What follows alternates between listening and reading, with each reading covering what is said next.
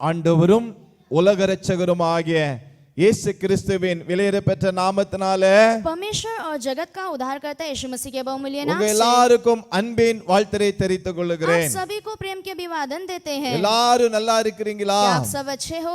கர்த்தருக்குள்ள எப்பொழுதும் சந்தோஷமா இருக்கிறீங்களா? परमेश्वर के अंदर सदा आनंदित हो। நிச்சயமா ஆசீர்வாதம் கடந்து வரும். निश्चय ही आशीष आपकी तरफ வேதமளிச்ச आएगी। தியானத்தின் மூலமாக वचनी दीपक की रोश के ध्यान के உங்களை अनुसार சந்திப்பதில் आपसे मिलने நாங்கள் में எண்ணற்ற மகிழ்ச்சி கொள்ளுகிறோம். हम अनगिनत आनंदित நாம் होते हैं। இன்றைய வார்த்தையில கடந்து हम செல்வோமா? आज के वचन की ओर जाएंगे। நீதிமொழிகள் नीति वचन की पुस्तक 3ஆம் அதிகாரம் 3रा अध्याय 34 वचन சொல்லப்பட்டிருக்குது. 34 वचन में कहा गया है, அவர் தாழ்மையுள்ளவர்களுக்கு கிருபை அளிக்கிறார். वो दीनों पर अनुग्रह करता है இகழ்வோரை அவர் இகழுகிறார். और जो टट्टा करने वाले हैं उस पर टट्टा करता है, தாழ்மையுள்ளவர்களுக்கு கிருபை और அளிக்கிறார். जो दीन है उस पर वो दया करता தேவ है। பிள்ளைகளே, परमेश्वर के जनों, கிருபை பெறுவதற்கு ஒரே வழிதான் दया पाने के लिए केवल एक ही रास्ता है, தாழ்மை. वो दीनता है। தாழ்மை இருக்கணும். दीनता रहना है। கர்த்தர் எவ்வளவு அதிகமாக நம்மளை ஆசீர்வதித்து உயர்த்தி கொண்டு இருக்கிறாரோ जितना परमेश्वर हमें आशीष करके वो ऊंचा करता நாம் है, அவ்வளவுக்கு அதிகமாக நம்மை தாழ்த்தணும். उतना ही ज्यादा हमें अपने आप को दीन करना है। நமக்குள்ளாக அகந்தை இருக்கக்கூடாது. हमारे अंदर एक बड़प्पन नहीं रहना है, நமக்குள்ளாக ஒரு பெருமை இருக்கக்கூடாது. हमारे अंदर घमंड नहीं रहना है। அவர்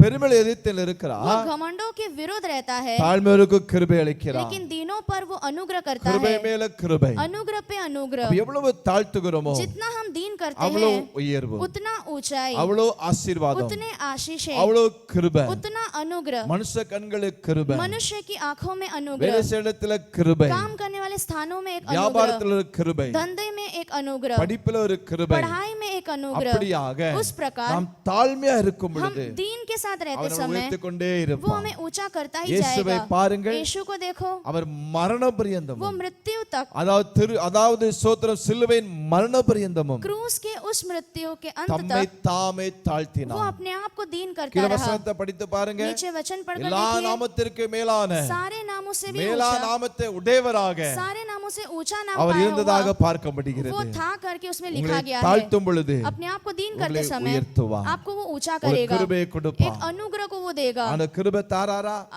अनुग्रह देते हैं वो, பாடல் படிக்க கிருபை தாராரா? गीत गाने के लिए अनुग्रह देते வசனம் हैं, படிக்க கிருபை தாராரா? या फिर वचन पढ़ने के लिए अनुग्रह देते மியூசிக் हैं, அடிக்க கிருபை தாராரா? म्यूजिक बजाने के लिए अनुग्रह देते இன்னும் हैं, தாழ்த்துங்கள். और अपने आप को दीन அப்பொழுது कीजिए, உயர்த்துவார், तब वो आपको ऊंचा करेगा, மேன்மைப்படுத்துவார். आपको आदरमय करेगा। செபிக்கலாமா? हम प्रार्थना करेंगे। நல்ல பிதாவே, நன்றி செலுத்துகிறோம். अच्छे पिता, आपको धन्यवाद करते हैं, பிள்ளைகளுக்கு ஆமக்கு ஸ்தோத்திரம். आपके बच्चों के लिए धन्यवाद। தாழ்மையில கிருபை அளிக்கிற தேவன். दीनों पर आप अनुग्रह दिखाने वाले परमेश्वर உங்களுடைய हो। பிள்ளைகள் தாழ்த்த आपके बच्चे दीन करने, உங்களுடைய சமூகத்துல தன்னை ஒரு பூ கொடுக்க आपके चरणों में अर्पण करने அதோட கிருபை அளித்து आप अनुग्रह दीजिए। கிருபை மேல் கிருபை அடைந்து வளர अनुग्रह पर अनुग्रह पाकर जीने, முன்னோக்கி சொல்ல आगे बढ़ने ஆண்டவரே இரக்கம் செய்யும். आप दया कीजिए। இயேசு மூலம் ஜெபம் நல்ல பிதாவே. यीशु मसीह के नाम से मांगते पिता, ஆமென். आमीन।